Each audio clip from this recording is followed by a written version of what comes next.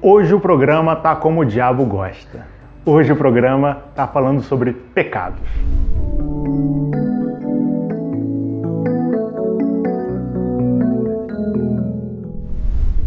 Pois é, né? Hoje é dia de falar de coisa boa, né? Vamos falar daquele negócio que a gente gosta, né? Que essa ideia de... aquilo que dá um calorzinho, né? Não. A gente vai falar de... Estamos aqui, vamos falar da gente, né? Vamos falar dessas coisas.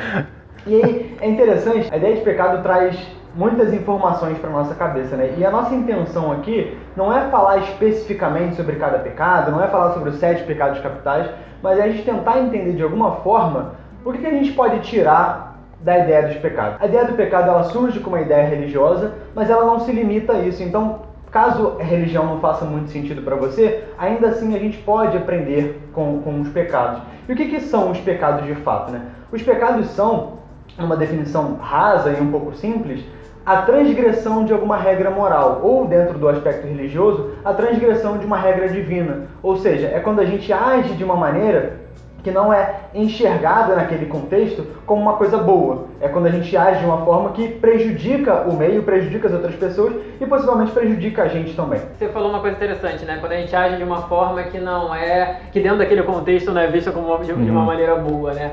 Que de fato, muitas das vezes a gente tende a enxergar a questão moral, né, os preceitos morais, como algo, uma construção social, algo que é muito subjetivo. Então, em uma determinada sociedade, é moral você ter escravos. Em uma outra sociedade, é moral você se casar com várias, né, você ser um homem e ter várias esposas. Então, existem sim diferenciações morais de acordo com a cultura, de acordo com a civilização e até o momento histórico que a gente se refere. Porém, a gente tem que entender uma coisa que nem tudo acontece aqui apenas nesse plano que a gente enxerga, né? Isso não é uma coisa necessariamente religiosa, mas você entender os próprios antigos filósofos, né, na Grécia, em outros países, de outros povos, também já falavam isso, né? É você tentar intuir algo que está acima de você. Então, quando você pensa em moral, a moralidade, por mais que ela seja um conceito que nós interpretemos de uma forma subjetiva, existe uma moralidade superior. E, na verdade, a nossa moralidade nada mais é do que a fatia daquela moralidade superior que a gente consegue abarcar, né? E por isso a gente vai ter muitas moralidades diferentes. Mas existe uma ideia universal, uma ideia maior na natureza de moralidade, de bem-estar, né? E o pecado, ele surge justamente quando você quebra essa ordem natural. Que, como o João falou, não precisa necessariamente você ser uma pessoa religiosa para cometer um pecado, né? Eu não sou cristão, eu não tenho problemas com o pecado, porque eu não acredito em Deus, então não vou receber nenhuma penalidade por isso. De fato, essas questões todas você pode ignorar com relação a receber punição, a tudo isso vai da crença de cada um. Mas o pecado em si, ele é algo social, ele é algo que vai acontecer com você, caso você pratique, ou que podem praticar com você, por você simplesmente ser um membro da sociedade. A sociedade, ela possui regras, né? A sociedade possui leis. E se essas leis, a gente entendendo que a gente vive numa sociedade...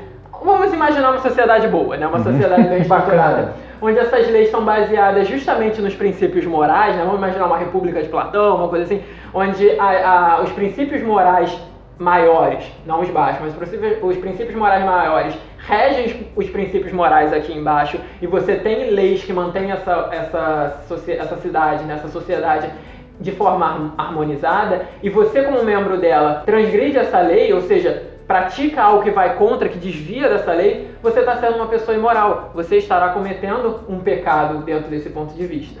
Um ponto para ilustrar um pouco mais, até mesmo dentro de um ponto religioso, né? Vamos pegar a ideia dos 10 mandamentos que você vai encontrar no judaísmo e foi adaptado para o catolicismo, para o cristianismo como um todo.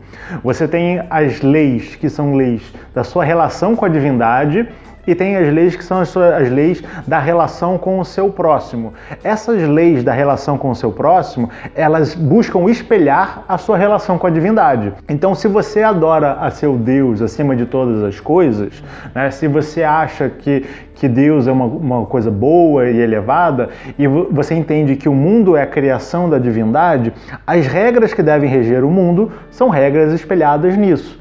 Então, você não irá cometer homicídio.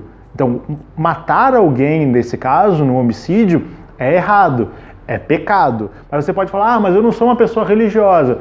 Matar continua sendo errado, né? O homicídio continua...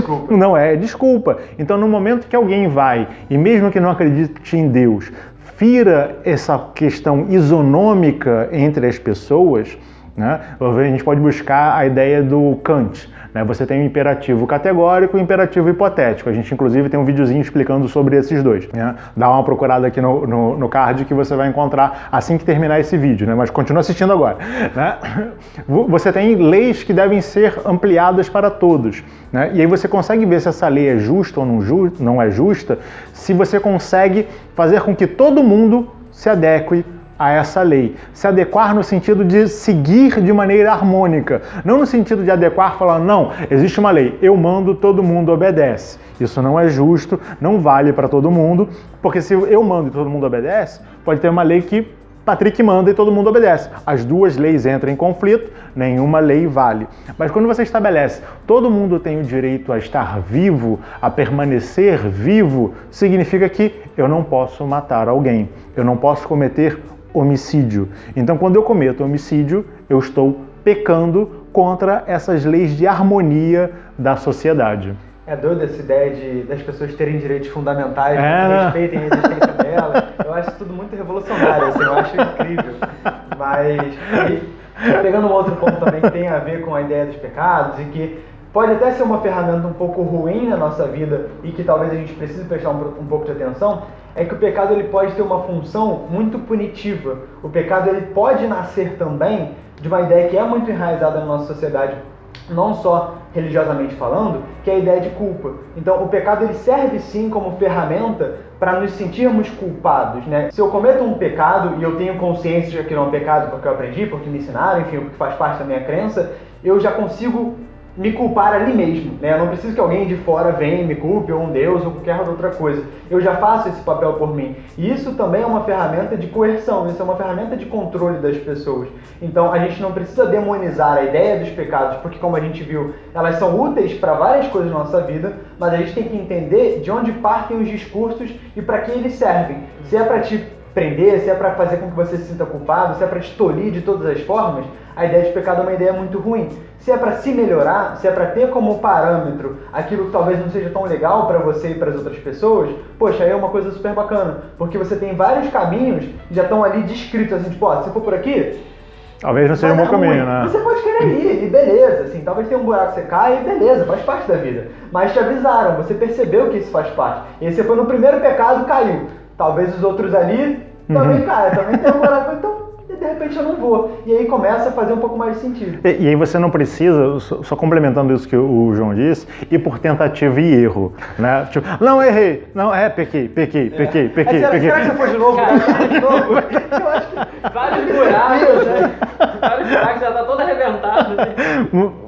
Mas dentro disso, desdobrando essa argumentação que o João trouxe, para a gente lidar com os nossos próprios erros, né? Porque a ideia da culpa também traz muito essa ideia do nosso erro.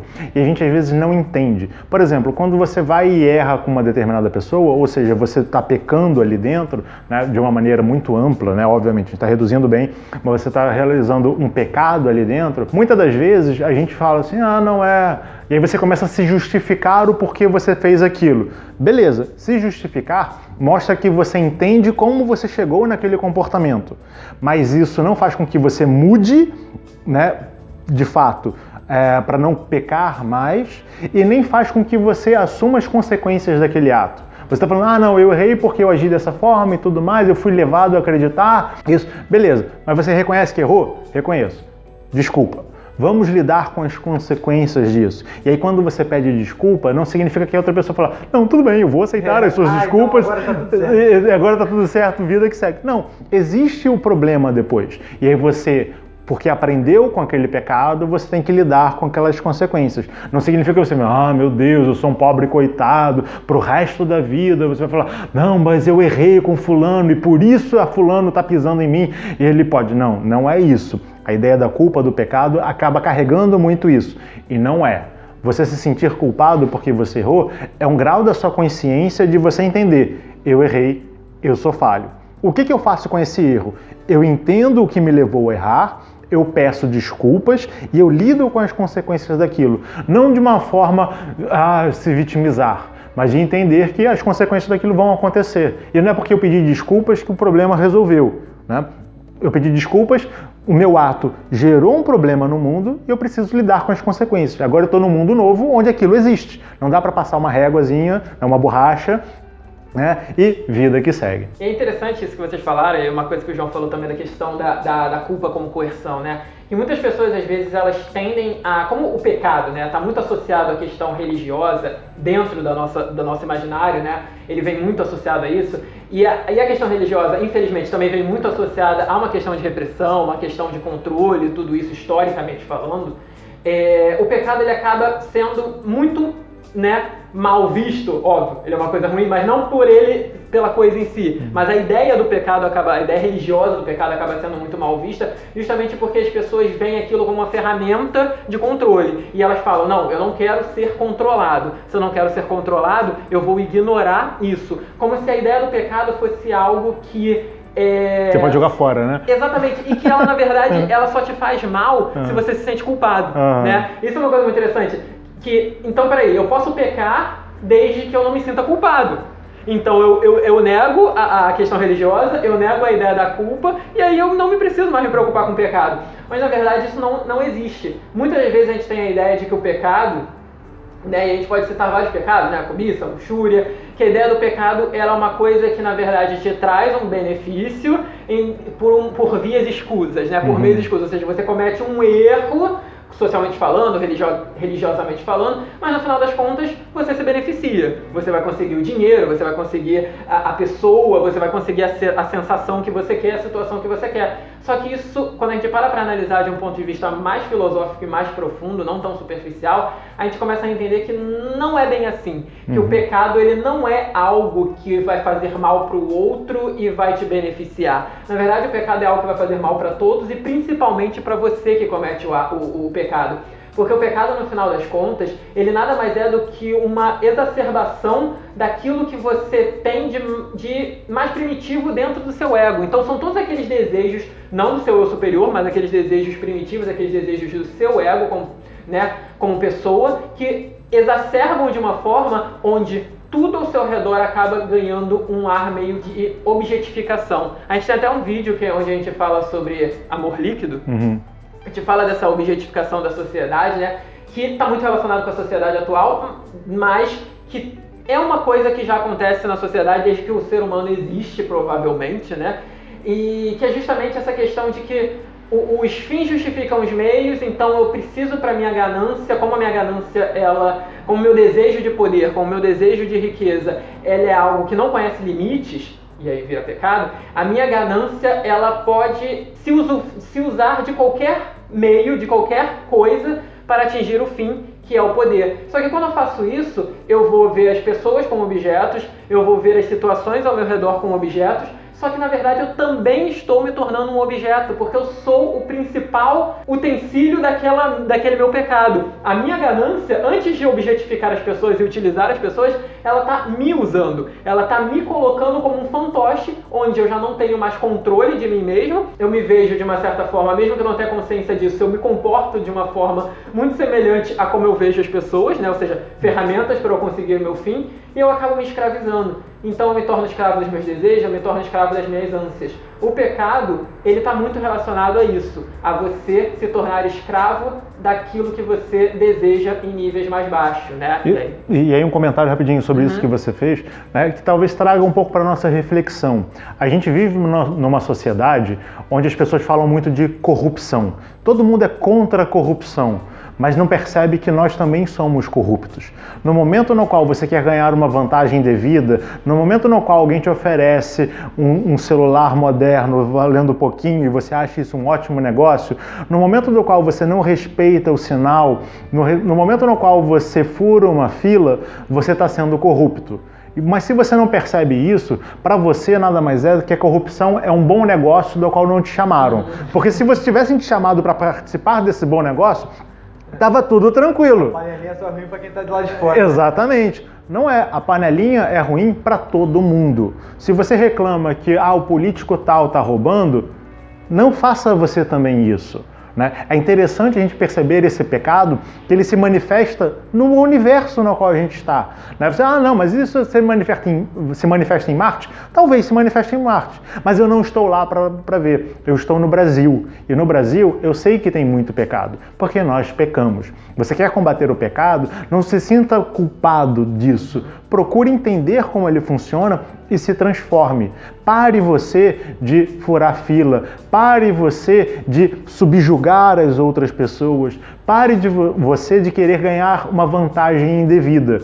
Porque assim você começa a combater o pecado no mundo. O pecado, ele existe, faz parte da sociedade, mas se você não olha para ele, se você não entende, você não tem como combatê-lo de fato. É como você disse, né? Assumir a responsabilidade. Exatamente. Não se substituir a culpa pela responsabilidade, né? E saber lidar com aquela situação. E uma forma de talvez dar o primeiro passo, né, nessa busca de conseguir ser menos pecador nas nossas vidas, né? Seja nos conhecendo um pouco mais, né? Isso é fundamental. Conhecer um pouco mais as nossas limitações, conhecer um pouco mais a nós mesmos é uma ótima forma da gente errar menos, né? E uma das melhores formas de você fazer isso é tendo outras pessoas com quem compartilhar, outras pessoas com quem dialogar, conversar e estudar, né? Isso enriquece muito.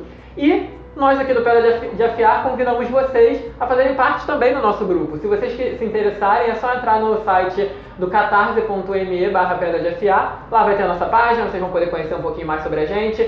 Lá temos os nossos grupos de estudo, caso vocês queiram participar. E se vocês quiserem e puderem contribuir, nós temos um apadrinhamento no valor mínimo de R$15, que será muito bem-vindo aqui para a gente continuar comprando nossos materiais, estudando cada vez mais, tentando melhorar o máximo possível para trazer vídeos cada vez melhores para vocês. E uma outra forma de nos ajudar a interagir com a gente é deixando seu comentário aqui, curtindo o vídeo, se inscrevendo no canal, ativando o sininho para receber todas as notificações e compartilhando esse vídeo para as outras pessoas também, para seus amigos, familiares, pessoas que você não gosta. Vamos pensar para a gente conseguir construir uma sociedade melhor. Uma outra forma de você refletir um pouco sobre isso e se transformar, acabando com o pecado, ou pelo menos diminuindo o pecado do mundo, é seguindo a gente nas nossas redes sociais. Instagram, Facebook, a gente tem postagens diárias lá sobre frases, pensamentos reflexivos, para que você reflita um pouco mais sobre a sua vida, como você pode melhorar o mundo no qual você está. E até a próxima. Tchau, tchau.